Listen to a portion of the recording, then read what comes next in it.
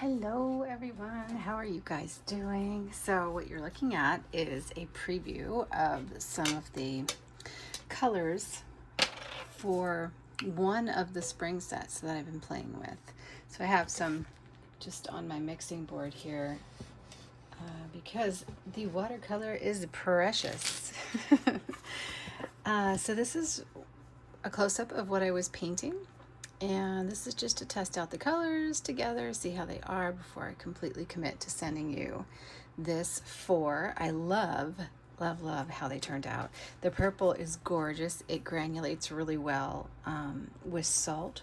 So that was just kind of seeing how deep the darks dry. I don't like it when darks dry like musty, right? With like a powdery finish. So it's really important for me to develop the darks that are dark, you know?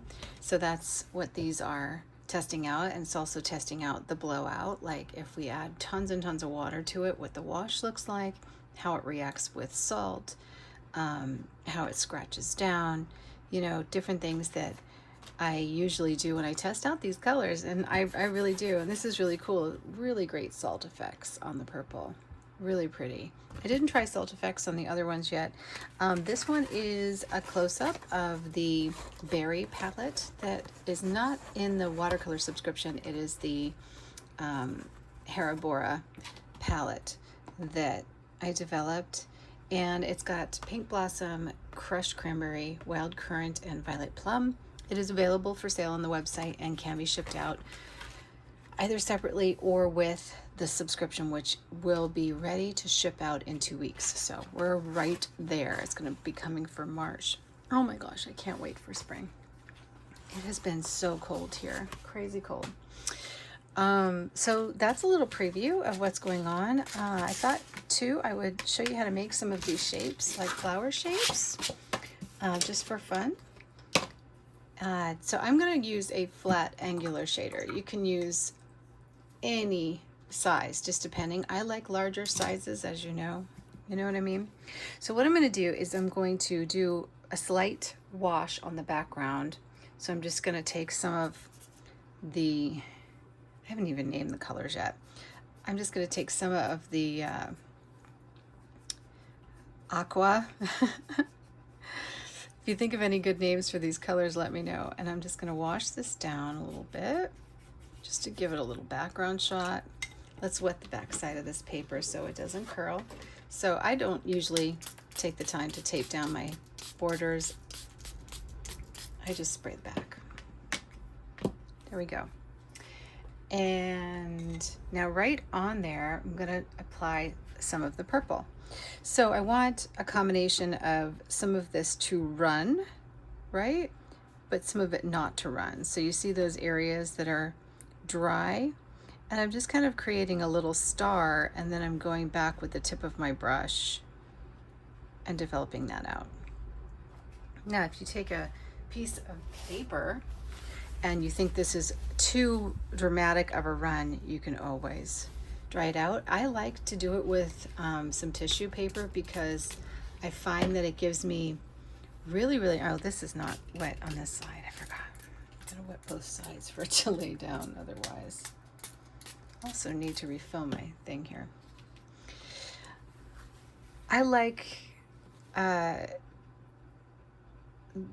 what I was saying is like the pattern on this paper, it's just a regular tissue. That makes me happy. I think it's really, really cool. So I just kind of crinkle it up, and so I'm doing kind of like a little star, and then I just go back with the tip of my brush and develop some of them out a little bit more. And this is really pretty. You know, the way it's this powerful purple, I got it to run nicely, like it's gonna push some of the other colors out of the way, which I think is really fun for a deep purple. You know, I've had purples in the past that don't do that, but this one I thought would be really fun to play with if it were pushing some of the other colors out of the way. So it does do that. You can see the bleed on it is great. So yeah, just easily using the tip of the brush And then again, if you don't want too much of a bleed, you can just kind of tap it a little bit, and then you have that control. See, and then if you don't want it even, you can always develop it like this, right? Now, I also encourage you not to use the same weight. So this was the same weight throughout these. I'm going to rinse my brush a little bit, and now I've got a lighter weight that I can kind of blend in and let bleed, right? So if I put the lighter weight next to the darker weight, what's going to happen is I'm going to get that nice flushing of color. So some of these will be able to go back into the background, some will stay in the foreground, and I don't want perfect, I want imperfect, because that's just how things grow, you know? And then as this one's now developed, we're going to take a little darker color and just tap some of that in, maybe on one side. See, and then we just keep developing these little like jasmine flowers in purple. Now I don't think jasmine comes in purple, but it doesn't matter to me because I like the pink ones, I like the white ones, and you know, it just goes with the palette, and I just really like the little stars. I'm sure that there is, I can't think of it right now, but there's a little purple flower that has like a little star, and I really like it. I just can't, I don't know why I can't remember the name of it. So just like that. So we got some flowers. We'll let those kind of evolve and we can play with them later. Rinse the brush out. Let's grab some of the green. I love this green, is so gorgeous. And I'm just gonna, now when I do this action, just kind of, right? We gotta make the sound. I do it because I want, see, if I were to just draw this down, I'm going to get a different look. But if I just flick it down, I get a much, much different look. So loading my brush with color and flicking that down gives me a whole different stroke on my brush. And you can try this with different brushes. I'm just going to add some color into the center here, just by dropping that in, and then just tapping the brush just to make some marks.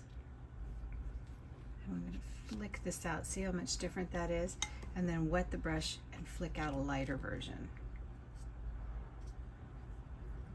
So there, just got some little bits in there of that beautiful green.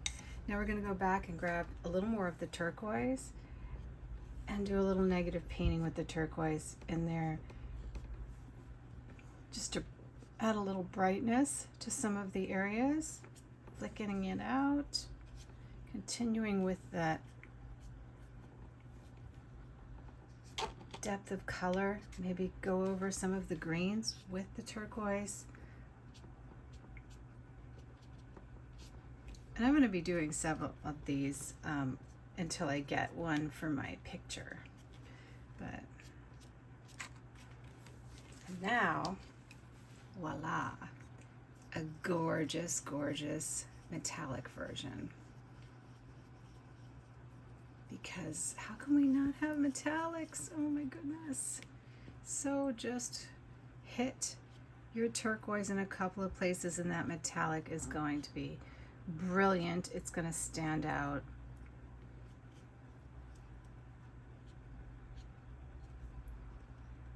And even as it dries, right? Just gonna go in here. Now, don't be afraid to go over. I mean, you can take a brush and just go over and then wait for it to dry. And look at that. I'm like enthralled with the color. Love it. So, so pretty. Okay, let me show you how pretty this is. Is this not like a gorgeous? Look at this shimmer on the turquoise. It's so pretty. Is that not just gorgeous or what? And you can add salt to this. You can take your spray bottle and give it some loose spray so that it gives you a few little dots in there. You can take a wet brush and you can just kind of break it up a little bit. You can take your brush and feed it in some more color. So just feed in some of this green right around those little areas if you want more texture. I mean, this is a palette I'm having really a lot of fun with. So I'd love to hear your opinion of it, as you guys are in my my very special members area. You get to see it first. I thought that might be fun, and you could learn some new fresh shapes a little earlier than the tutorial. Isn't that good? Good stuff. Take a little bit of the green. I can drop some green in here. Just get it a little bit. This is the green watercolor. It is not the same as the botanical turquoise color. It's different. You know, the botanical turquoise that's in the, do I have the swatches here? I don't think I have the swatches. That's in the spring palette. Yeah, it's a different green. This one has a much different, like it's more turquoisey. It's like lighter. Very pretty. So if you have them, it's kind of neat because you have both versions if you have the spring palette as well. And then this turquoise metallic is something fresh and new. I just love it. It's just a beautiful color. Okay, you know me, I gotta stop. I have to make myself stop. I love to paint. Okay, well there we go. So lots and lots of fun coming up. Let me know what you think about this beautiful palette and of colors. It is, to me, just such a pretty palette. I'm gonna have a ball with it. I'm gonna use up all of this because I don't want to waste even a little bit. It's so precious. I filled them as much as I could. I filled them all the way to the brim, and they will dry back a little bit before we transit. So you will see, even though they were completely full up to the top, you will see them sink a tad. But like this one is, you can see they're filled up to the top, and then it retracts back a little bit as the distilled water shrinks. But I put as much as I could in them before they got set out to dry back a little bit, so that there's no shifting in transit. And they re-wet beautifully, so if you want to move them from honey pots into your palette, you can just full on re-wet them with distilled water and then scoop them into whatever it is you guys like. I also have a new toy that just came in, and if you want me to review it, let me know. It's one of these. These are really fun. This one I saw advertised on Amazon. So, and it comes with little like things to put water in. So if you want me to review it and show you how it works and see if it's quality and if it's something that I would use, let me know. And I'll show you all the goodies that come with it. It is a bit heavy, but I like it. Okay, have a great day. I hope you guys are having fun in Watercolor World, and thank you so much for being a member of my private area. Have a great one, guys.